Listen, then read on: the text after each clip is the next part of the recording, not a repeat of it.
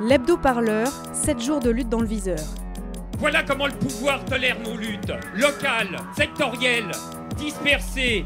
Eh bien, pas de bol pour lui. Aujourd'hui, nous changeons les règles du jeu.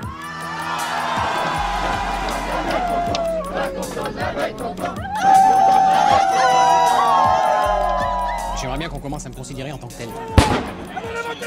Radio Parleur, le son de toutes les luttes. Cette semaine, dans votre hebdo-parleur, des témoignages de femmes en lutte, première cible du capitalisme, première résistante aussi. Un combat, celui des salariés d'Ascoval, près de Valenciennes. En quelques mois, 2 projets de reprise pour leur aciérie sont devenus 2 immenses déceptions pour les salariés. Et enfin, une plongée au cœur d'un média center, celui des assauts écolos, pour la République des pollueurs, la plus grosse action de blocage non violent jamais organisée en France. L'hebdo-parleur, 7 jours de lutte dans le viseur. Plafond de verre, écart des salaires, mais aussi précarité ou harcèlement. Trop nombreux sont les exemples de discrimination subies par les femmes.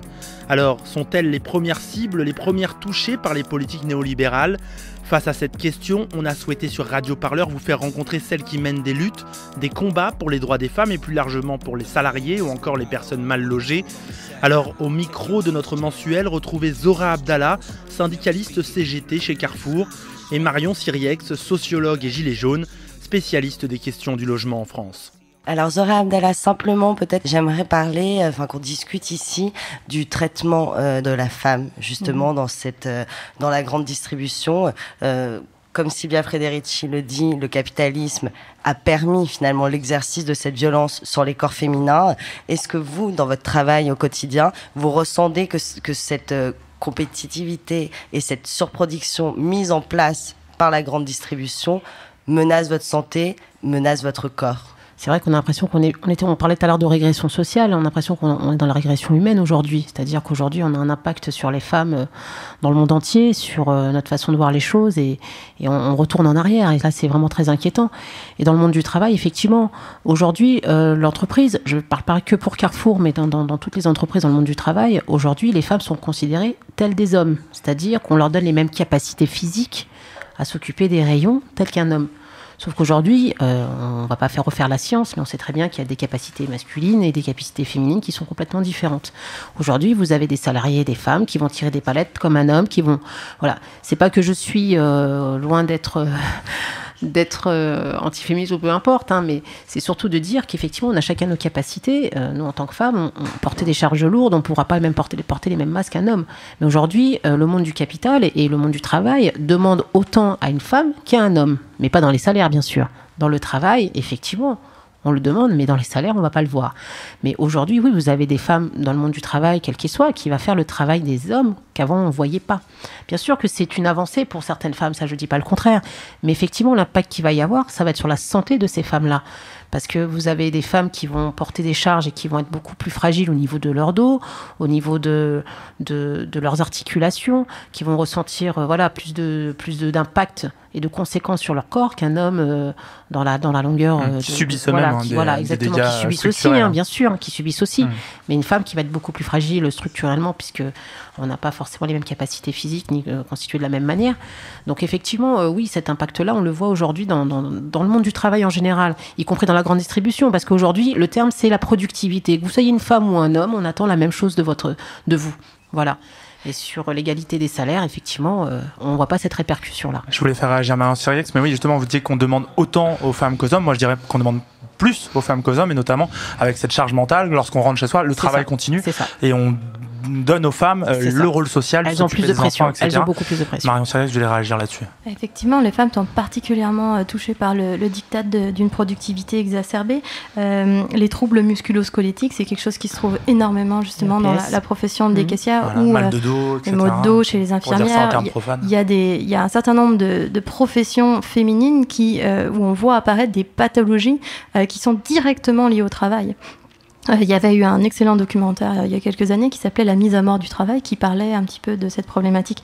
Mais justement, cette dictature de la productivité, elle est particulièrement forte. Elle est forte sur tout le monde, mais elle est forte sur les femmes. Vous avez vu passer un article récemment de Amazon qui a licencié au total 7 femmes pour, en gros, grossesse improductive. Des procès sont en cours aux États-Unis. Voilà.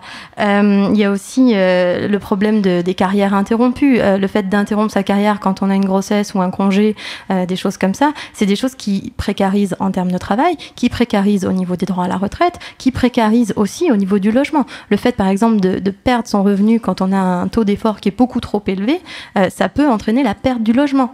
Donc voilà, on a en fait une réaction en cascade et en chaîne sur la question des congés parentaux, des congés maternité, du partage de la charge mentale et des tâches et du soin et tout le travail reproductif qu'on appelle le travail de care.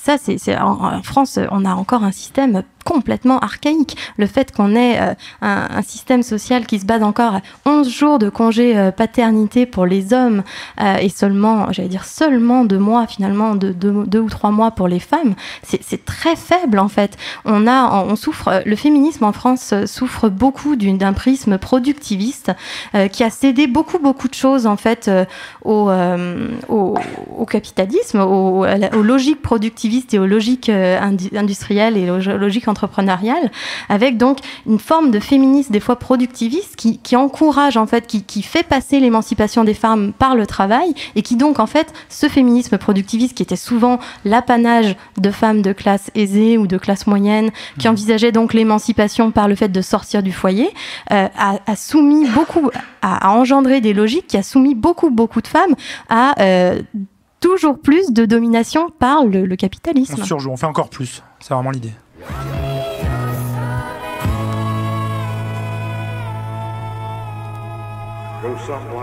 Des femmes, il y en a bien sûr parmi les ouvriers de la scierie Ascoval près de Valenciennes. Des femmes, des hommes, des familles entières qui vivent au quotidien l'insupportable feuilleton que vit l'usine depuis plusieurs mois. 2 repreneurs, 2 échecs et à chaque fois l'ascenseur émotionnel pour les salariés et un revers pour le gouvernement. Jeudi 23 mai, le ministre de l'économie Bruno Le Maire reçoit les salariés et syndicalistes d'Ascoval. L'objectif, rassurer les protagonistes. Et le projet est viable. Et la scierie d'Ascoval a un avenir.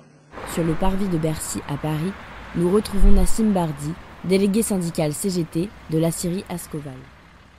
Donc là, vous sortez toujours du ministère de l'économie. Vous avez rencontré Bruno Le Maire au sujet de la survie du site Ascoval à Saint-Saulve. Est-ce que vous sortez plus ou moins soulagé de cette réunion? Est-ce que vous gardez la sérénité, comme dirait le ministre? Soulagé, non. Un peu de sérénité, mais il y a encore.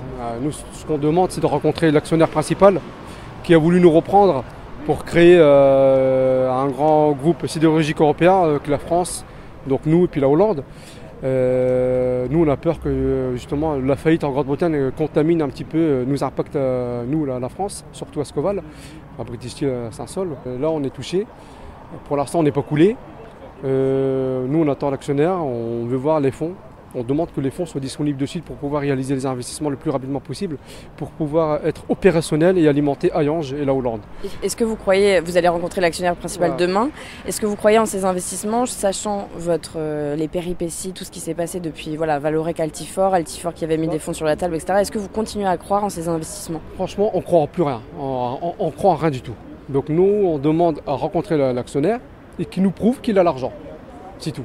Croire à quelque chose, vous savez, on a cru à Ascométal, on a cru à Altifort, ils sont tombés, on a cru à British Steel, ils tombent en Grande-Bretagne.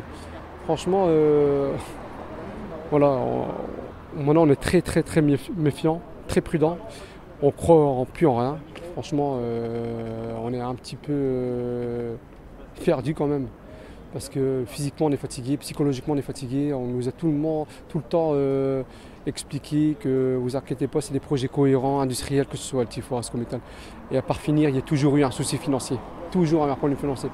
Y croire, pourquoi pas, mais on veut des garanties. tout simplement. On veut des garanties. Et là, au-delà de l'aspect financier, il y a un autre défi, c'est que le ministre de l'économie parle d'une intégration dans l'entreprise British Steel, et donc un alignement sur les pratiques d'une autre entreprise qui possède, enfin un autre site qui possède en Moselle, qui produit un autre type d'acier, etc. Donc c'est un autre défi encore. C'est un autre défi parce qu'on ce que fait Hayange, nous on n'est pas capable de le faire pour l'instant parce que notre outil de production n'est pas adapté. Donc il reçoit de l'acier en Grande-Bretagne. Notre défi, c'est pouvoir justement adapter notre outil de production aux produits d'Hayange. Et à mon avis, à mon sens, ça sera à partir de l'année prochaine. Parce que tant que les investissements, même si on a l'argent, maintenant il faudra mettre en route les investissements, modifier l'outil, ça va mettre un peu de temps. On sera capable d'alimenter, je pense, l'année prochaine. Mais d'ici le temps, il va falloir quand même travailler un petit peu. Et nous, pour l'instant, on travaille qu'une semaine par mois. Donc le défi, c'est certes pouvoir être opérationnel pour Hayange, mais aussi le défi à attendre jusque-là. Que faire pendant ce temps-là? Pour l'instant, on a un carnet de commandes qui est maigre, mais c'est normal. À chaque fois, à la télé, on voit qu'on a des soucis financiers. Donc les clients, par méfiance, ne vont pas commander chez nous. Donc on a aussi un deuxième défi, c'est de pouvoir continuer à travailler avec ce qu'on sait faire et pouvoir attirer des anciens clients, voire des nouveaux. Voilà. Le ministre parlait de propositions aux salariés de partir dans d'autres entreprises, d'aller travailler ailleurs. Est-ce que c'est le cas, entre guillemets, les salariés sont fatigués et veulent plus ou moins quitter le navire? Oui, il y en a beaucoup qui sont fatigués, il y en a qui ont quitté le navire, il y a eu des démissions, il y a des arrêts de maladie, il y a des dépressions. Oui, je peux vous dire que c'est très compliqué de gérer maintenant l'usine. Pourtant on est derrière eux, mais on les comprend. Ils veulent partir parce notre avenir il n'est pas stable, il n'est pas serein. On est encore dans le brouillard, donc on les comprend. Mais bon, le but c'est de quand même essayer de maintenir une activité. Avec des projets sérieux, pour l'instant, c'est compliqué.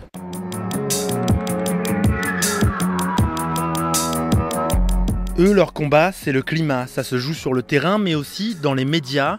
Le 19 avril, 2000 militants et militantes bloquaient le quartier d'affaires de la Défense à Paris. Radio Parleur était au cœur du Media Center, une plongée dans un univers étrange où la lutte climatique se mène à coups de retweets. On va bloquer la Défense.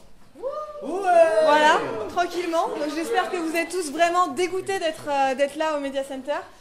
On va bloquer siège de Total, siège d'EDF, siège de la Société Générale, ok, et le ministère de la Transition écologique et solidaire.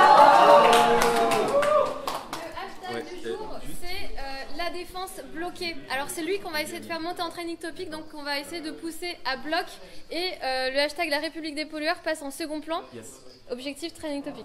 Alors je m'appelle Cécile, c'est la première fois que je viens à la base parce que je voulais aider pour cette journée, et donc je suis à la logistique, donc je fais toutes les petites choses qui se présentent à côté du Media Center en fait. Et le Media Center, c'est un peu le pôle communication, le QG de la com de cette journée là de désobéissance civile.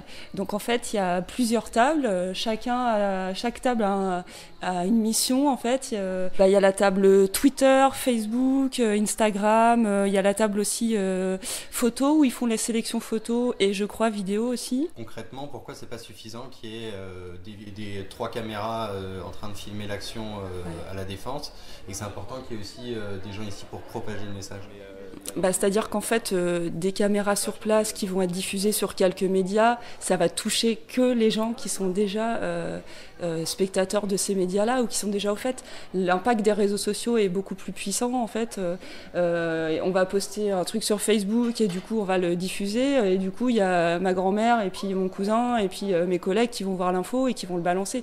Donc aujourd'hui, des actions comme ça ne peuvent pas se faire sans une diffusion sur les réseaux sociaux, notamment parce que il y a un public aussi très jeune en fait dans ces mobilisations. Alors moi j'ai 41 ans, j'ai l'impression d'être un peu un dinosaure. Non, j'exagère parce qu'en plus aux actions non violentes, il y en a il y avait vraiment des gens de tous âges. Mais là au Media Center, il y a pas mal de jeunes, mais pas que. Et ça va pas être non plus les mêmes publics sur Twitter, sur Facebook, sur Instagram et Instagram. Et donc faut être sur au moins ces 3-là pour toucher des cibles différentes. Et puis en plus il y a des youtubeurs qui sont maintenant qui saisissent de la cause et ça participe vraiment à diffuser le message. Et de montrer que c'est pas un truc de vieux qui râle. Donc là, il a dû se passer un truc super chouette. Genre Macron qui rejoint les désobéissants. Tu penses que c'est possible ça? Pas du tout. Ok, du coup là tout ce qu'on reçoit on peut le rediffuser ou pas tout? Non, pas tout. Ouais, pas tout. Il y a des informations qu'on ne sort pas, notamment sur les nombres.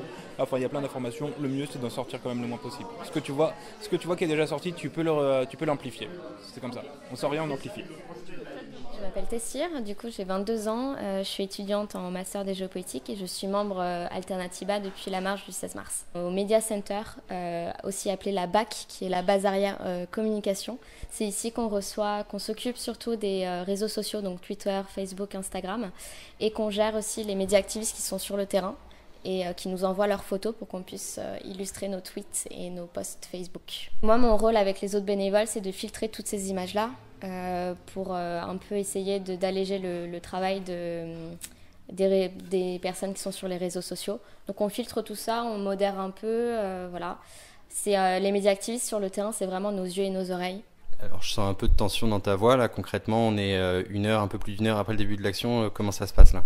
Alors là ça va, c'est vrai que c'est un peu tendu parce que la police est sur les lieux, mais pour le moment ils sont relativement gentils, totalement cool et sans insultes, sans casse et sans trucs pas gentils, voilà. Et du coup là c'est assez calme sur place ici, on sent que c'est plus tendu. Tu me disais toi t'as dormi que 2 heures cette nuit? Oui, non, en général c'est la deuxième fois que du coup je suis en bac et c'est très intense. Nous on a prévu de terminer vers 19h30, mais s'il se passe encore des trucs, on est toujours là pour relayer l'info.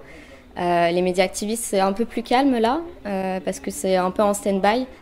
Du coup on attend de voir. Il n'y a pas eu de blessés, il n'y a pas eu de casse, tout est resté non violent et dans la bonne ambiance. Pour toi les objectifs de la journée sont remplis?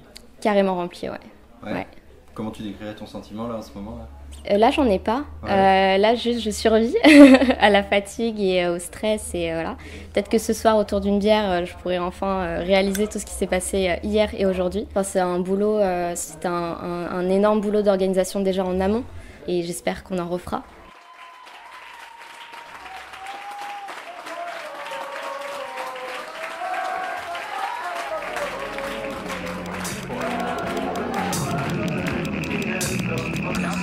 Combat des femmes, mobilisation des salariés, mouvement pour l'écologie, 3 luttes à écouter en intégralité sur Radio Parleur.